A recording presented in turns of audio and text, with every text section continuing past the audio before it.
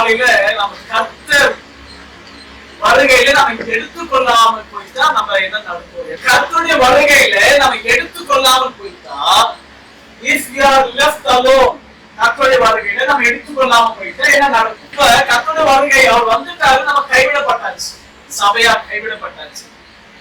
அப்ப என்ன நடக்கும்? இந்த பூமியில என்ன நடக்கும்? நம்ம இருக்கிறவனமாக நம்ம இருக்க போறோமா, இல்ல இதே வாழ்க்கை அப்படியே கண்டினியூ ஆகுமா, இல்ல வேற என்ன நடக்கும்? ஆமென். தெரிஞ்சு சீக்கிரமா சொல்லுங்க. ஆண்டவர் வந்துட்டு போயிட்டாரு, ஆவியானவர் இந்த பூமியில இருந்து எடுத்துக்கொள்ளப்பட்டாச்சு. அப்ப இந்த பூமியில என்ன இருக்கும்னா ஆண்டவர் பேரு இருக்காது. என்ன இருக்காது? இந்த பூமியில இருந்து ஆண்டவர் இந்த பூமிக்கு வந்து கர்த்தருடைய பிள்ளைகளை எடுத்துக்கொண்டு போயிட்டு அதுக்கப்புறம் இந்த இடத்துல வேலை சொல்லிட்டு அவரு என்ன இல்ல, எந்த வேலையும் இல்ல, யாரும் பார்க்கணும்னு வரணும் அவசியம் இல்லை. நாம் எல்லாம் கைவிடப்பட்டவர்கள் சொல்லி நாம் இந்த இடத்தை இருக்குமானால் ஸ்தோத்திரம், ஆமென். இதே போல இருக்க மாட்டோம், இப்படியே இருக்க மாட்டோம். ஆனா அதுக்கு மாற வேற ஒண்ணு நடக்க போகிறது. இந்த பூமி ஒரு அழிவுக்குள்ளாக போகும், டிஸ்ட்ரக்ஷன்ஸ். ஆமென்.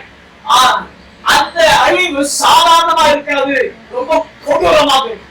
எப்படி இருக்கும்? கொடூரமாக இருக்கும். சடுதியாக அழிவு வரும். என்ன வரும்? சடுதினா என்னது?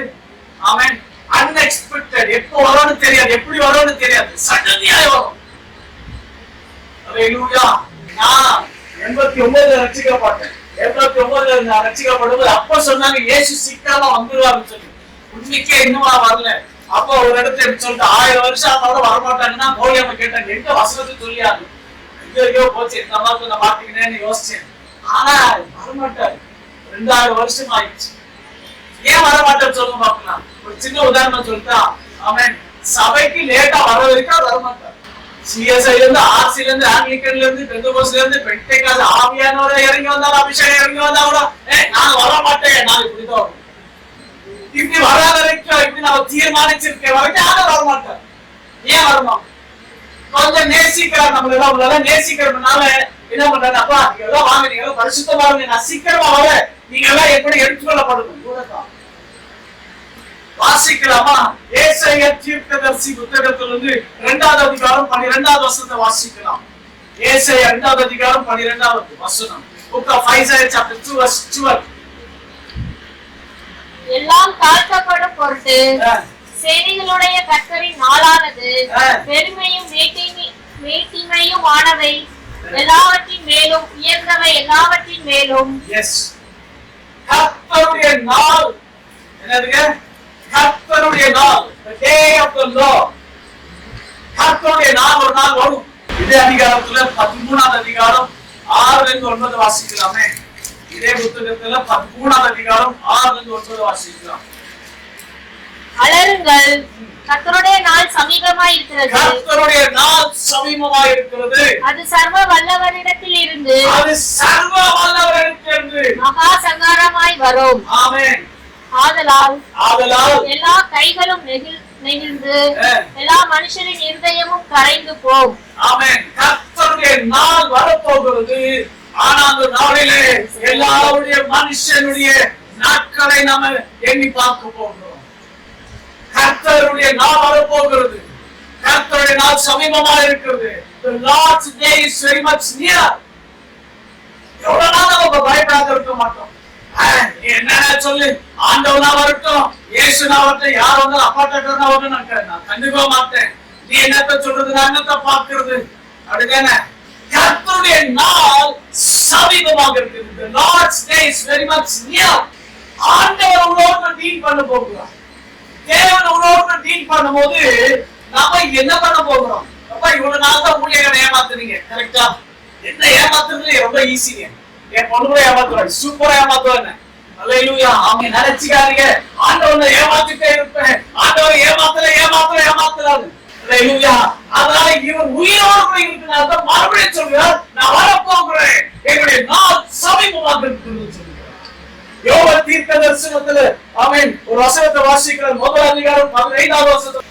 அந்த நாளின் நிமித்தம் ஐயோ கர்த்தருடைய நாள் சமீபமாய் இருக்கிறது. அந்த நாள் நிமித்தம் எப்படி இருக்குமா? ஐயோ கர்த்தருடைய நாள் சமீபமாக இருக்கிறது. அது சங்காரம் போல சர்வ வல்லவரிடத்தில் இருந்து வருகிறது. சங்காரம் போல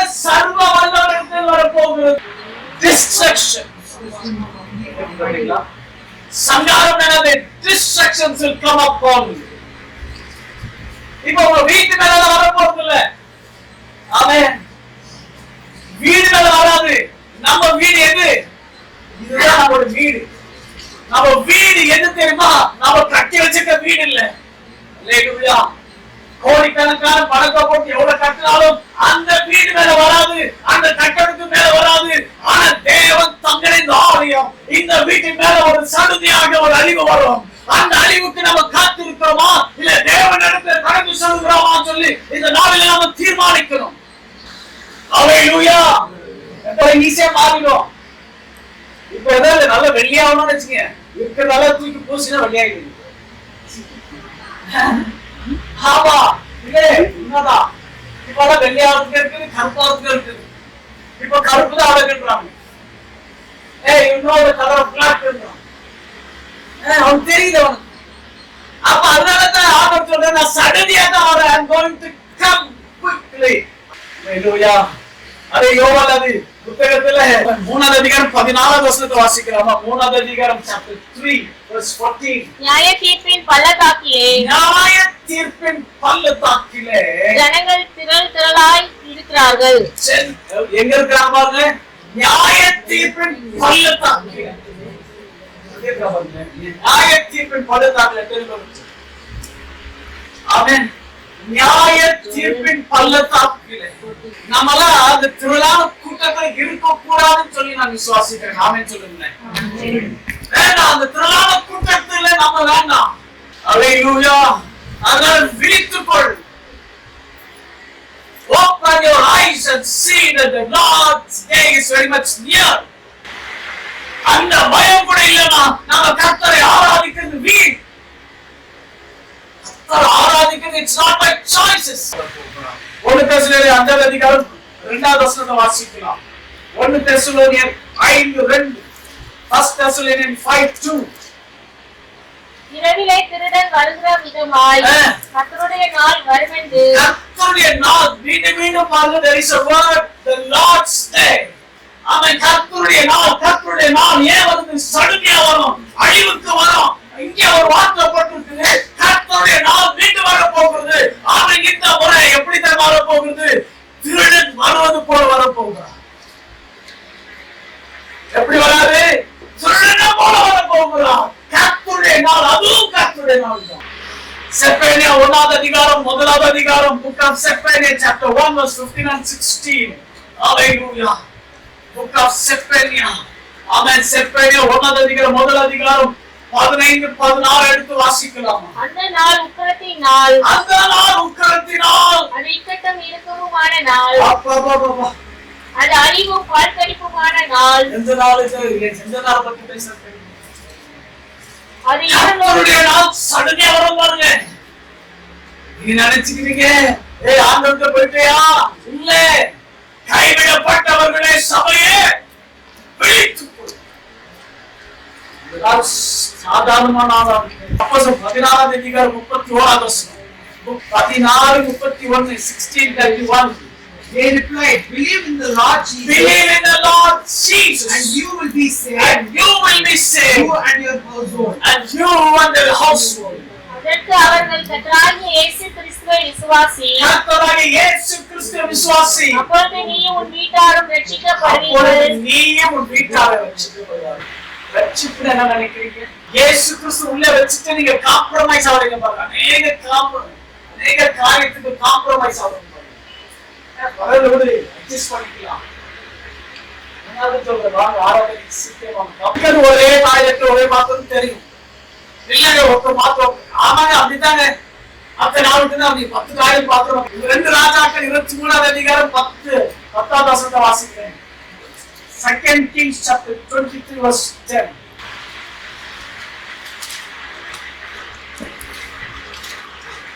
ஒருவனும் மூளை கெட்டு தன் குமாரனை ஆகிலும் குமாரத்தை ஆகிலும் தீக்கடக்க பண்ணாத படிக்கு இன்னும் புத்திரரின் பள்ளத்தாக்கில் இருக்கிற தோப்பை என்னும் ஸ்தலத்தையும் அவன் தீட்டாக்கி ஆலயத்துக்குள் ஏன்னா இதுல ஒரு ரகசியத்தை பேசுகிறாரா. அவங்க பிள்ளைகள் என்ன பண்றாரா, ஒரு பள்ளத்தாக்குல கொண்டு போய் விட போகிறார். டேஞ்சரான இடத்த பிள்ளை. மத்தேயு 25ஆம் அதிகாரம் 41ஆம் வசனம். இன்னும் சில வசனங்களை குறித்து முடிக்க போகிறேன். அப்பொழுது இடது பக்கத்தில் நிற்பவர்களை பார்த்து அவர், சபிக்கப்பட்டவர்களே, என்னை விட்டு பிசாசுக்காகவும் அவன் தூதர்களுக்காகவும் ஆயத்தம் பண்ணப்பட்டிருக்கிறார். யார் சொல்றா இது தெரியுமா? யார் சொல்றா தெரியுமா? இயேசு. இயேசு சொல்ற சபிக்கப்பட்டவர்கள். 25ஆம் அதிகாரம் 41ஆம் வசனம். சபிக்கப்பட்டவர்கள் யார் சொல்றது? ராஜாக்கள் சொல்லல. இங்க இயேசு சொல்லுகிறார் சபிக்கப்பட்டவர்கள். அருமையான சபையே, நீங்க சபிக்கப்பட்டவர்களா? Are you a cursed generation? மத்தேயு 13ஆம் அதிகாரம் 50ஆம் வசனம். Book of Matthew chapter 13 verse 50. அவர்களை அக்கினி சூளையிலே போடுவார்கள். என்னது? அக்கினி சூளையில போடுவார்கள். அங்கே அழுகையும் பற்கடிப்பும் உண்டாயிருக்கும் என்றார். அங்க என்ன இருக்குதா? அக்கினியில வந்து என்ன அர்த்தம்? கைவிடப்பட்டவர்கள் எங்க போவோம்? அழுகையும். நீ நினைச்சாங்க நம்மள கைவிடப்பட்டவன நல்லா வீடு சம்மனு கட்டிக்கின்னு நல்லா யார கண்டுக்கல சபையில ரொம்ப சோதரம்.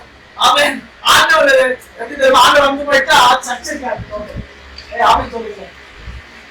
ஆமென் சொல்லுங்க. சர்ச்சைக்கு ஆமென் சொல்லுங்கன்ற. சொல்ல ஆமென் சொல்ல மாட்டேன்றாங்க. நாங்கள் இருக்க மாட்டோம். நீங்க தான் இருப்பீங்கன்றன. சபிக்கப்பட்டவர்கள் இருப்பீங்க. பார்க்கிறோம். மார்க் சுவிசேஷம் 9ஆம் அதிகாரம் 43 44. என்னிடத்தில் விசுவாசமாய் இருக்கிற இந்த சிறியரில் ஒருவருக்கு இடரல் உண்டாக்குகிறவர் எவனோ அவனுடைய கழுத்தில் எந்திரக்கலை கட்டி சமுத்திரத்தில் அவனை தள்ளி போடுவது அவனுக்கு நலமாய் இருக்கும். லூக்கா விசேஷம் 16ஆம் அதிகாரம் 23 24. Book of Gospel of Luke chapter 16 verse 23 and 24. பாதாளத்தில் அவன் வேதனைப்படுகிற போது தன் கண்களை ஏறெடுத்து தூரத்திலே ஆபிரகாமையும் அவன் மடியிலே லாசருவையும் கண்டார். ஆமென். அங்கே பாதாளத்தில் அல்லேலூயா. அவளை கை கூப்பி நான் கேட்டுக்கிறேன், தயவு செய்து பின்மாற்றத்தை போகாதீங்க. தயவு செய்து பின்மாற்றத்தை போகாதீங்க. விழுத்துறாதீங்க. நல்ல செடிங்க, பரிசுத்தத்தை காப்பாற்றிக் கொள்ளுங்க. இங்க 16ஆம் அதிகாரம் 23ஆம் வசனத்தை என்ன சொல்லுகிறது? பாதாளத்திலே வேதனைப்படுகிற போது வேதனைகள் உண்டாகும். தேவனால கைவிடப்பட்டவனா நம்ம பாதாளத்தில் வேதனைகள் உண்டாகும். வெளிப்படுத்துற விசேஷம் 14ஆம் அதிகாரம். Book of Revelation chapter 14 verse 10 and 11. வாசிங்க. அவன் தேவனுடைய கோபாக்கினை ஆகிய பாத்திரத்திலே கலப்பில்லாமல் வார்க்கப்பட்ட அவருடைய உத்தரமாகிய மதுவை குடித்து பரிசுத்த தூதருக்கு முன்பாகவும் ஆட்டுக்குட்டியானவருக்கு முன்பாகவும் அக்கினியினாலும் கந்தகத்தினாலும் வாதிக்கப்படுவான்.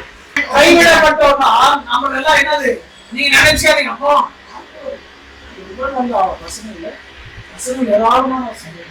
நீங்க துக்கப்படாதீங்க.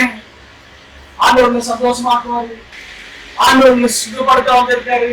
ஆண்டவர் மனுஷனுக்காக ஊற்றப்பட்டு சிந்தப்பட்ட ரத்தம் மனிதனெல்லாம் என்ன சொல்றதுன்னா, நம்ம எரி நரகத்துக்குள்ளாக நம்ம துன்பப்படுத்தப்படுவோம்.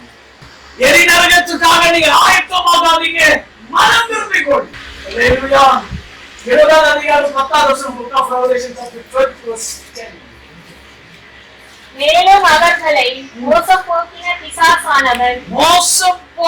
பிசாசானவன் மிருகமும் தீர்க்கதரிசியும் இருக்கிற இடமாகிய அக்கினியும் கண்டகமுமான கடலிலே தள்ளப்பட்டார். இப்ப இத்தனை கடல், இத்தனை எரிநரகமான நாம வாசித்த பத்தீங்களா? அது யாருக்கு சொந்தமானதா? கள்ள தீர்க்கதரிசி.